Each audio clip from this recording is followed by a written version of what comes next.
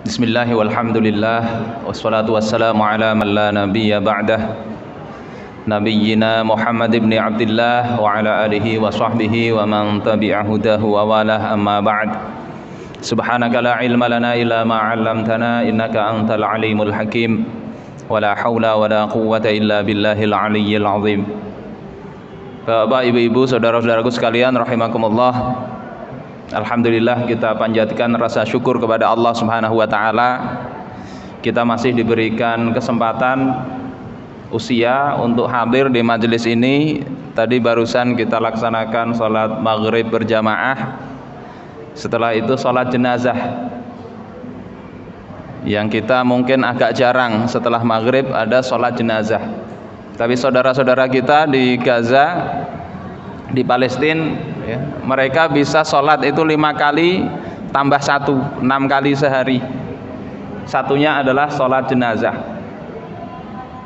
Bapak, ibu-ibu sekalian rahimakumullah, jenazah yang barusan kita sembahyangkan, kita sholatkan tadi, rekan kita saudara Arif Rahman, usianya baru 40 tahun.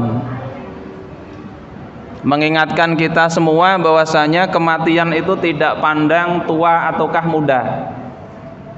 Saya sendiri sudah kelebihan 6 tahun kalau dibandingkan dengan jenazah tadi. Tapi masih Allah berikan kesempatan. Bapak-bapak ada yang mungkin lebih tua lagi. Kita tidak tahu kapan kita ini akan dipanggil oleh Allah Subhanahu wa taala.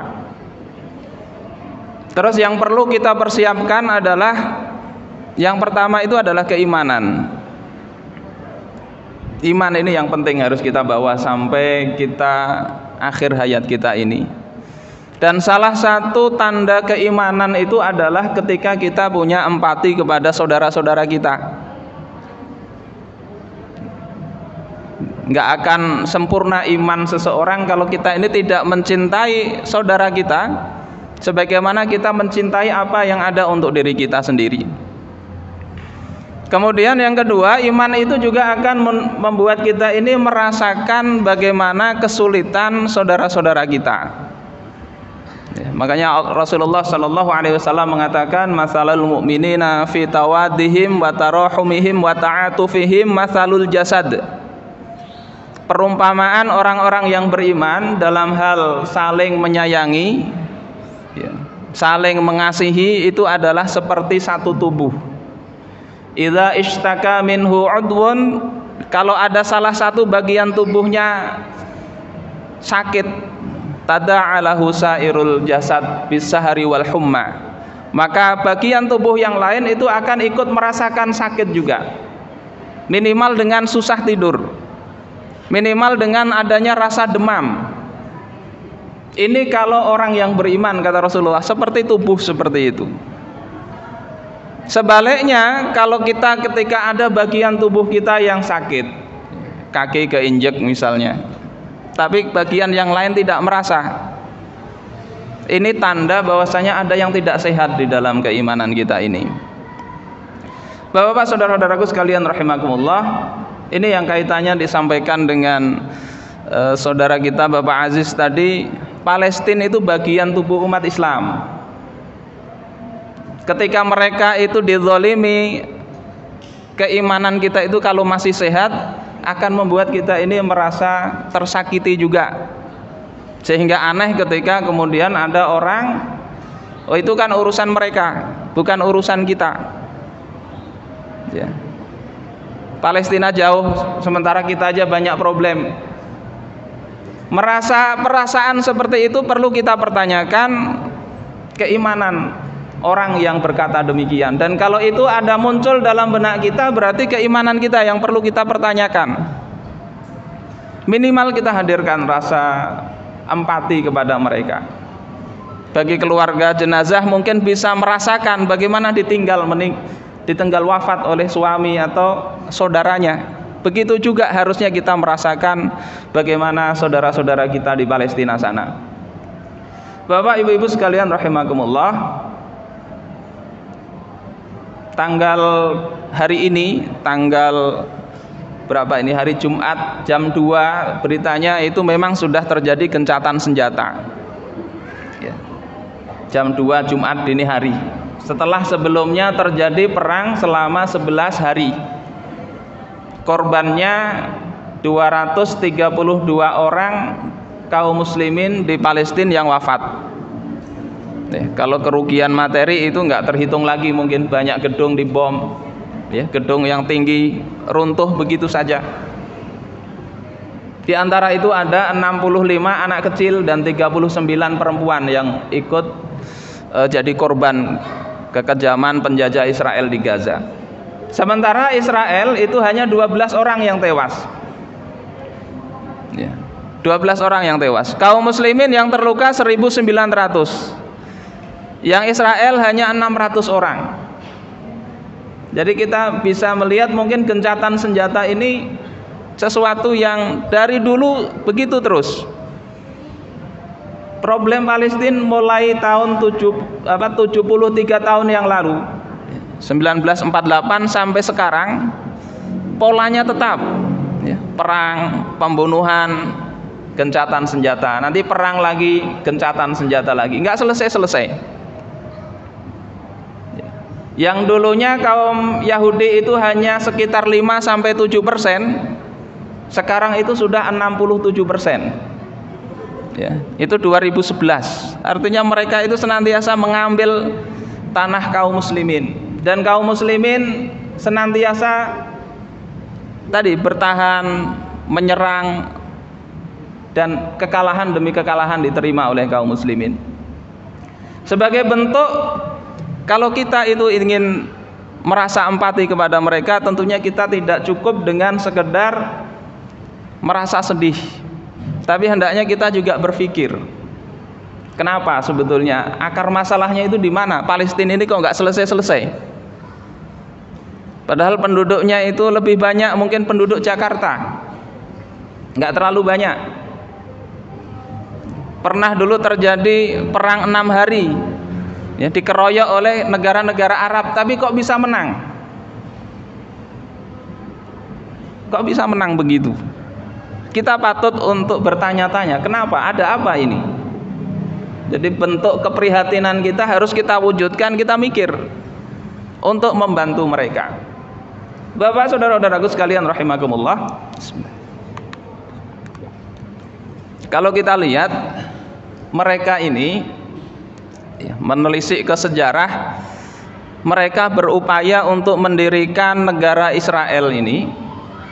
Ada yang menyatakan jangan disebut Israel karena Israel itu Nabi Yakub, ya, tapi sebetulnya sama nama itu tidak mesti menunjukkan sama makna.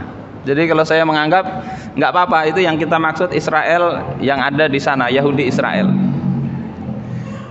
Mereka itu melakukan upaya untuk menegakkan negara Yahudi di sana itu cukup lama, lebih dari setengah abad. Jadi kalau kita berpikir ingin tergesa-gesa, ya, menyelesaikan masalah itu inginnya cepat, sekarang kita pikirkan, besok kita laksanakan, selesai, maka itu kalah dengan mereka. Mereka itu 50 tahun lebih berupaya agar Israel itu punya negara di Palestina. Mulai tahun 1892. Pian bisa baca, ada kitab namanya Sohwah Ar-Rajul Al-Marid, tulisan Dr. Maufak Bani Marjah. Tahun 1892 Masehi, mereka itu sudah meminta kepada Khalifah Abdul Hamid Ats-Tsani untuk bisa tinggal di Palestina.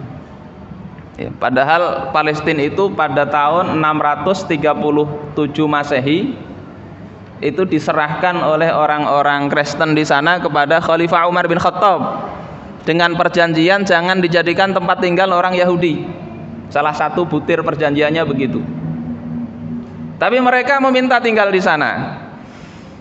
Oleh Khalifah Abdul Hamid Ats-Tsani itu, kalau kita orang-orang tua dulu ada korek api gambarnya Raja Setambul, itulah Khalifah Abdul Hamid Ats-Tsani. Ya, Bapak tahu ya. Ingat ya, korek apinya bungkusnya dari kotak kayu, ada gambarnya, agak biru-biru ininya sebelahnya. Itu Khalifah Abdul Hamid Ats-Tsani. Beliau menolak.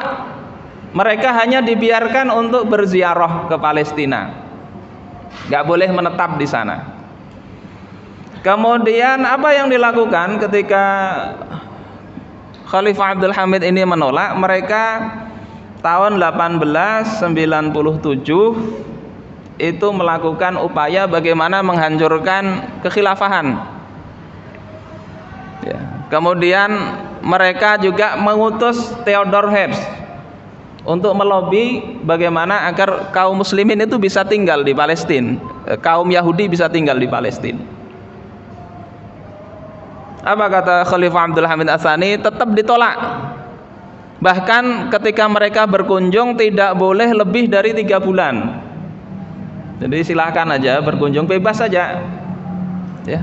Mau berkunjung boleh orang Yahudi, karena pada prinsipnya kaum muslimin dengan Yahudi maupun Nasrani itu tidak bermusuhan. Ini prinsip dasar ya. Ketika mereka tunduk kepada aturan-aturan Islam. Rasulullah sendiri mengatakan mangkana ala yahudiyatihi wa au nasraniyatihi fa innahu la yuftanu anha. Siapa yang dia tetap berada pada keyahudiannya atau kenasroniannya, maka dia tidak boleh diganggu. Jadi kita melihat persoalan Israel ini bukan berarti kita memusuhi Yahudi sebagai agama, tidak. Bukan memusuhi orang Yahudi karena Yahudinya, bukan. Karena Rasulullah melarang memusuhi itu. Bahkan bukan Yahudi saja, Majusi, penyembah api itu juga diperlakukan. Kata Rasulullah, perlakukan mereka sebagaimana perlakuan ahli kitab. Jadi diperlakukan baik. Saudara-saudaraku sekalian rahimakumullah, ditolak oleh Khalifah Abdul Hamid. Kemudian tahun 1900 sampai 1901 itu, antara itulah. Itu yang datang bukan Dr. Theodor Herzl, tapi ada 3 orang. Ya, 3 orang. Salah satunya itu adalah pimpinan bank di sana. Datang menawarkan kepada Khalifah Abdul Hamid Ats-Tsani, ya, mau menyogok. Ini hutang negara kami lunasin. Kami bikinkan pangkalan militer. Kami bikinkan universitas. Kami kasih pinjaman 35. Syaratnya apa? Mereka sekedar ingin tinggal saja di Palestina. Sekedar ingin tinggal. Jadi kalau kita berpikir lugu, ya, tidak mengerti konstelasi politik waktu itu, tentu akan dibiarkan saja. Apalagi ada dalilnya tadi, suruh diperlakukan baik-baik, cuma ingin tinggal. Tetapi Khalifah Abdul Hamid ini bukan orang bodoh. Beliau tahu bahwasanya mereka ini punya konspirasi. Mereka itu ingin menegakkan sebuah negara sendiri di Palestina.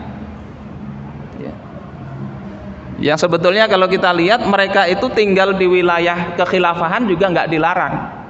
Sebetulnya begitu. Tapi di Palestina itu karena ada rancangan tadi, Khalifah Abdul Hamid tidak mengizinkan itu. Bahkan 1901 beliau terbitkan aturan dilarang menjual tanah Palestina kepada orang-orang Yahudi.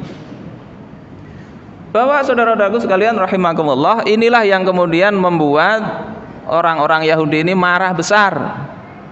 Kemudian mereka berkomplot dengan kelompok yang namanya Gerakan Turki Muda. Ini kita bicara sejarah lah. Kalau kita dulu belajar sejarah, Gerakan Turki Muda ini kelihatannya bagus ya. Padahal ini kelompok yang kemudian dimanfaatkan oleh orang-orang Yahudi untuk kemudian menggoyang kekuasaan Khalifah Abdul Hamid Ats-Tsani. Dan mereka berhasil tahun 1908 itu berhasil mengkudeta Khalifah Abdul Hamid Ats-Tsani. 1909 ditahan Khalifah Abdul Hamid Ats-Tsani ya. Dan pasca itulah kemudian terjadi banyak penderitaan kaum muslimin. 1917 terjadi deklarasi Balfour yang Inggris kemudian mencanangkan memang pendirian negara untuk Yahudi di Palestina. Bapak saudara-saudaraku rahimakumullah, ini bicara sekilas. Ya. Poin pentingnya adalah mereka itu tahu bahwasanya mereka itu baru bisa akan hidup, ya, mengambil tanah Palestina itu setelah khilafah itu runtuh, setelah Khalifah Abdul Hamid Ats-Tsani dan seterusnya itu tidak ada lagi. Ini sesuai dengan apa yang disabdakan oleh Rasulullah Sallallahu Alaihi Wasallam dalam hadis riwayat Imam Muslim, di mana Rasulullah mengatakan innamal imamu junnah. Sesungguhnya imam, kepala negara itu adalah junnah. Kata Imam An-Nawawi, makna junnah itu adalah kasitri, penutup, ya, perisai. Jadi kepala negara itu adalah perisai. Kenapa disebut perisai? Kata Imam An-Nawawi, li'annahu yamna'ul aduwa min azal muslimin. Karena yang pertama, fungsi negara, kepala negara itu adalah mencegah musuh untuk mengganggu kaum muslimin. Fungsi negara itu. Jadi kalau negara tidak bisa melindungi rakyatnya, ini berarti kehilangan fungsinya. Kita bisa melihat apa yang dilakukan Rasulullah Sallallahu Alaihi Wasallam. Sebelum tegak daulah di Madinah, beliau Bilal bin Rabah disiksa, beliau nggak bisa berbuat apa-apa, cuma mendoakan. Ammar bin Yasir dan Sumayyah disiksa, bahkan sampai kedua orang tua Ammar ini dibunuh, beliau tidak melakukan apa-apa, cuma mendoakan. Ya, sahabat-sahabat yang lain mendapatkan siksaan, Rasulullah karena nggak ada negara, nggak ada kekuasaan, maka nggak ada pembelaan. Ya. Cuma mengatakan isbir ala Yasir, bersabarlah wahai keluarga Yasir, karena memang al-imam junnahnya nggak ada. Tetapi lihatlah bagaimana Rasulullah Sallallahu Alaihi Wasallam ketika beliau itu sudah berhasil menegakkan daulah Islam di Madinah, beliau dibaiat menjadi kepala negara. Beliau menjalankan amanah sebagai kepala negara, menjalankan amanah sebagai junnah, menjalankan amanah sebagai perisai, sehingga penghinaan terhadap kaum muslimin itu tidak ada yang dibiarkan oleh beliau berlalu begitu saja. Pasca perang Badar, ada dari Bani Qainuqa di pasar sana, orang-orang Yahudi menjahili seorang wanita. Seorang wanita dijahili, dibela oleh kaum muslimin, terjadi perkelahian, Yahudinya terbunuh, kemudian kaum muslimin tadi dibunuh juga, terjadi kerusuhan. Padahal Yahudi di Madinah itu ada 4, ya, Bani Qainuqa, kemudian Bani Nadir, Bani Quraidah yang dekat-dekat Madinah, yang agak jauh adalah Yahudi Khaybar, yang ada nasib Khaybar ya Yahud, ya, dan seterusnya itu Khaybar. Yang bikin gara-gara pertama itu Yahudi Bani Qainuqa. Yang Yahudi ini sebetulnya rukun aja awalnya dengan Rasulullah, ada piagam Madinah, ya. Tapi mereka melanggar perjanjian. Nah, Yahudi Bani Qainuqa ini yang pertama kali oleh Rasulullah disuruh berhenti itu, tetapi mereka malah nantang. Ya, mereka katakan, ibarat kita ini, bahasa kita, jangan merasa sombong menang melawan orang Quraisy pada perang Badar, belum ketemu kami, malah sombong begitu. Apa yang dilakukan Rasulullah Sallallahu Alaihi Wasallam? Beliau tidak sekedar mengecam, tapi beliau mengepung Bani Qainuqa. Padahal kaum muslimin belum banyak itu, belum banyak. Perang Badar aja cuma 300-an orang. Bani Qainuqa akhirnya menyerah dan diusir oleh Rasulullah Sallallahu Alaihi Wasallam. Jadi itu hukumannya memang diusir waktu itu. Ini pertama. Gara-garanya apa? pelecehan seorang wanita muslimah. Enggak sampai pembunuhan sampai ratusan orang, tidak. Tidak sampai merusak masjid seperti yang dilakukan oleh Yahudi Israel ini. Yang kadang yang sangat memprihatinkan kita, kadang kaum muslimin justru menyalahkan kaum muslimin sendiri. Mbok ya introspeksi katanya. Orang Islam sendiri yang disuruh introspeksi oleh orang Islam. Kenapa menyerang? Yang menembakkan roket pertama katanya kan Hamas. Jadi seolah-olah yang cari masalah ini Hamas. Padahal sebelum kejadian itu kan orang-orang Israel ya di bulan Ramadan itu bikin masalah juga. Mereka menggusur kaum muslimin di perkampungan Syekh siapa itu? Syekh Jarrah ya. Di lingkungan Syekh Jarrah. Jadi kaum muslimin digusur lagi dari rumahnya. Amun pian nih, rumah pian nukar, apalagi belum selesai, belum lunas. Tiba-tiba digusur oleh orang-orang yang itu nggak punya hak. Pian melawan. Dia bilang harus introspeksi kayak apa? Ya Allah. Terjadi bentrok di Syekh Jarrah itu. Gara-garanya mau digusur pemukiman kaum muslimin. Terjadi bentrokan, ada 205 warga Palestina dan 17 petugas polisi yang jadi korban, terluka. Siapa yang nggak sangit? Yang nggak marah siapa? Setelah itu orang yang sedang sholat tarawih, ya buka puasa dibatasi, nggak boleh. Ya.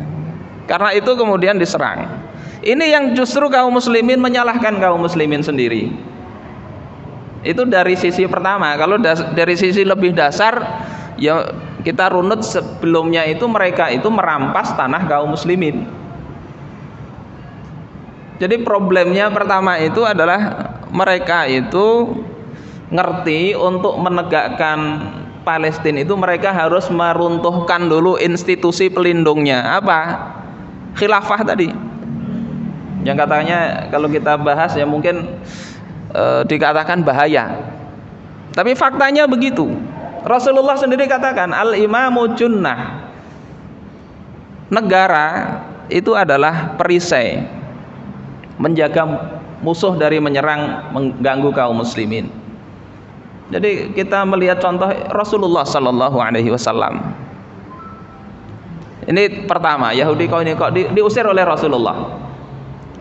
Kemudian pasca perang Uhud. Perang Uhud itu kaum muslimin menderita kekalahan. Ternyata Yahudi Bani Nadir itu tidak mengambil pelajaran dari temannya Yahudi Bani Qainuqa. Ya, ini suku Yahudi yang lebih kuat ini Bani Nadir. Melihat kondisi kaum muslimin dikiranya lemah, pasca kalah perang, mereka itu melakukan upaya untuk membunuh Rasulullah sallallahu alaihi wasallam. Jadi mereka mengkhianati perjanjian lagi. Apa yang dilakukan oleh Rasulullah sallallahu alaihi wasallam? Tidak sekedar memberikan nasihat, gencatan senjata dimaafkan, tidak. Rasulullah mengepung Bani Nadir dan kemudian juga mengusirnya dari Madinah. Dua Yahudi ini sudah dibersihkan oleh Rasulullah sallallahu alaihi wasallam. Yang ketiga Yahudi Bani Quraidah, sama tabiatnya ternyata. Ya. Padahal sudah dua suku sebelumnya itu dikasih pelajaran yang hebat oleh Rasulullah.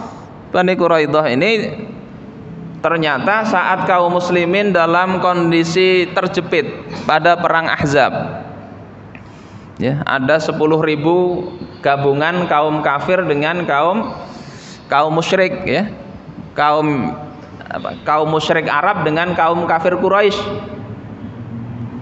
Mau mengepung kaum muslimin di Madinah. Salman Al-Farisi bikin parit yang kita kenal dengan perang Khandaq, ya, bukan perang Tabuk, ya. Kalau perang Tabuk itu bahasa Banjar karena menabuk parit. Tapi nggak ada hubungannya. Perang Tabuk itu pada akhir-akhir Rasulullah. Ini perang Khandaq atau perang Ahzab. Ternyata mereka mau menusuk kaum muslimin dari belakang. Ini Bani Quraidah. oleh Rasulullah juga diselesaikan. Yang keempat, Yahudi Khaybar. Ini yang paling berat nih, Yahudi Khaybar. Mereka ada komunikasi dengan orang-orang kafir Quraisy. Jadi negara kita kaum muslimin ini penting juga untuk mengecek berita ini, penting. Rasulullah itu mengirim mata-mata juga. Tidak hanya mengaji, ya. Kaum muslimin tidak hanya mengaji, harusnya mengerti perkembangan dunia ini. Sehingga tahu apa yang dilakukan oleh musuh untuk trik-trik mereka membuat makar untuk menghancurkan kaum muslimin.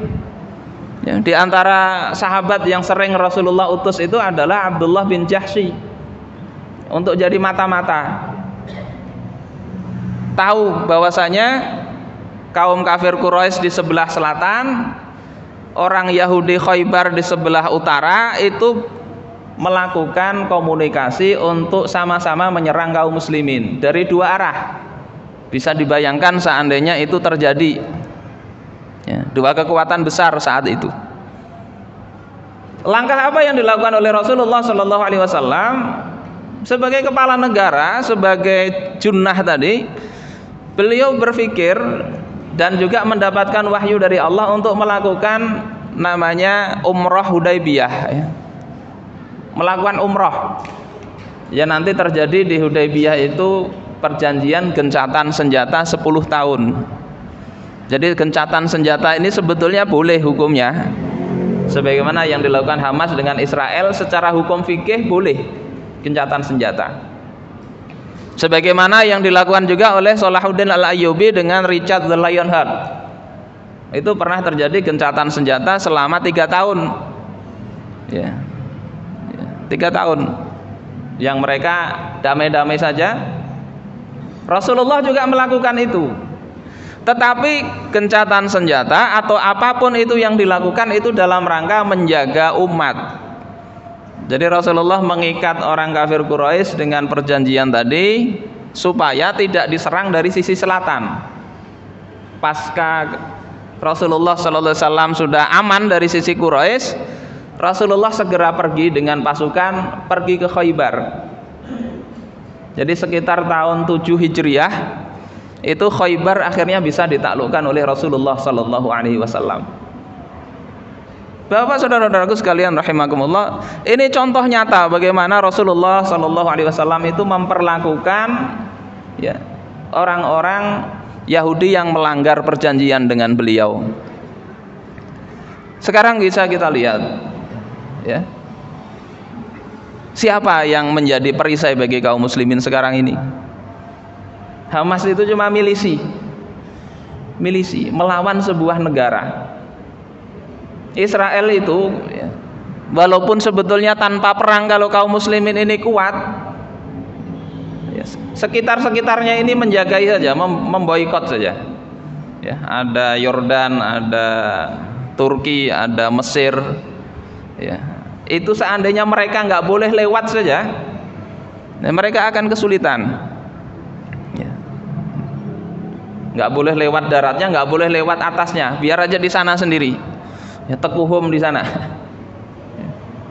Nggak usah perang, mungkin mereka akan menyerah sendiri. Ini juga yang dilakukan Rasulullah ketika menghadapi pasukan yang kuat, ya, seperti di Taif.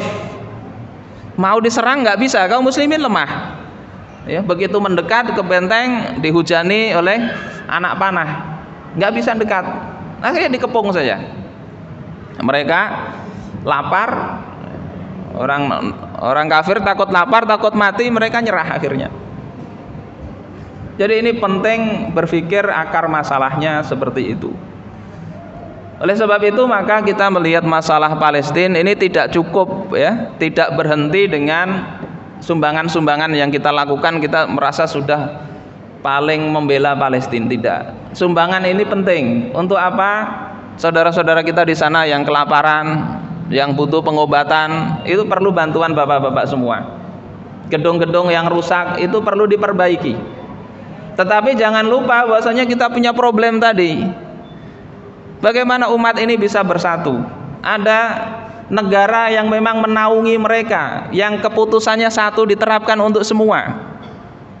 Itu yang kemudian akan menyelesaikan masalah ini. Kalau tidak, berulang. Allah Subhanahu wa taala mengatakan di dalam Al-Qur'an surah Al-Anfal, walladzina kafaru ba'duhum awliya'u ba'din. Orang-orang kafir itu sebagian adalah penolong sebagian yang lain. Jadi jangan kita kira Israel itu berdiri sendiri. Israel itu sebenarnya kecil, tapi yang jadi kuat karena ada di belakangnya ini siapa? Kita tahulah bahwasanya itu Amerika. Walaupun 1917 itu yang membentuk itu adalah Inggris, ya, tapi pada masa selanjutnya itu adalah memang Amerika yang mendominasi Israel. Ibarat kita main catur, pion itu nggak ada apa-apanya Israel itu.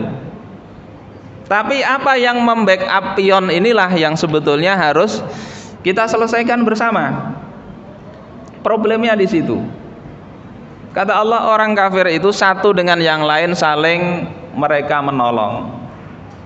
Illa taf'aluhu takum fitnatung fil ard. Kalau kalian wahai kaum muslimin tidak saling tolong menolong, tidak saling bersatu, takum fitnatung fil ard, maka akan terjadi fitnah di muka bumi, wa fasadun kabir, dan akan ada kerusakan yang besar. Al-Imam Al-Qurtubi ketika menjelaskan ayat ini, beliau mengatakan takum fitnah ay mihnatum bil harb. Akan ada fitnah, maknanya adalah akan ada ujian dengan peperangan. Ya.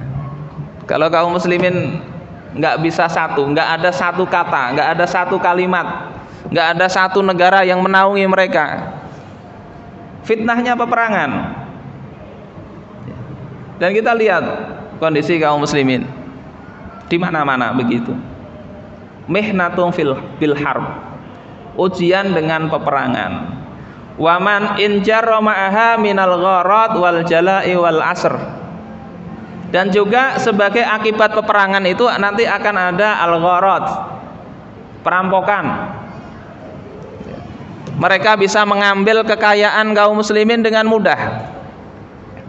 Ya, kalau di dalam hadis riwayat Sauban itu kan yushiku antada alaikumul umam. Hampir-hampir umat-umat yang ada itu saling mengundang. Kama tada'al akala ila qas'atiha, sebagaimana mereka mengundang orang untuk undangan makan. Yakni kata di dalam Mirqatul Mafatih, mereka itu mengambil kekayaan kaum muslimin itu seperti ngundang makan. Pian kalau diundang makan kira-kira adalah yang ketika hendak mengambil ditangati oleh tuan rumah, cukup segitu kebanyakan. Hendak bertambah lagi ditangati tuan rumah, kan tidak. Begitu kondisi kaum muslimin, kata Rasulullah, mereka mengambil kekayaan negeri kaum muslimin seperti mereka mengundang makan. Ya. Apa penyebabnya? Panjang itu hadisnya. Penyebabnya itu adalah hubbud dunya wa karahiyatul maut, cinta dunia dan takut mati. Karena kecintaan kepada dunia, akhirnya wah, kalau ini saya menentang, jabatan saya hilang. Itu Khalifah Abdul Hamid kedua yang berani-beraninya menentang Yahudi, itu dilengserkan oleh konspirasi Yahudi. Itu kekuasaannya besar.